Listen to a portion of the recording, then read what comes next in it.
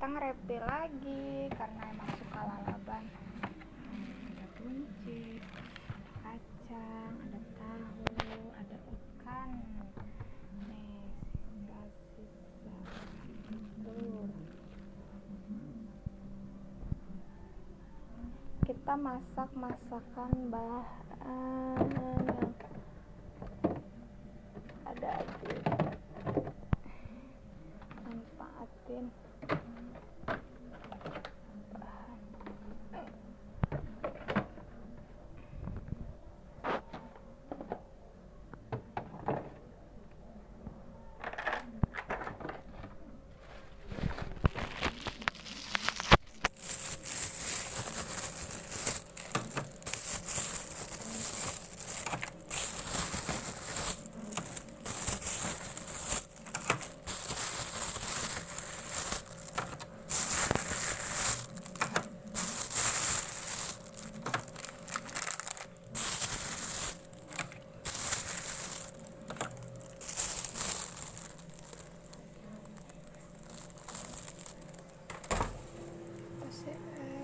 Es kriman.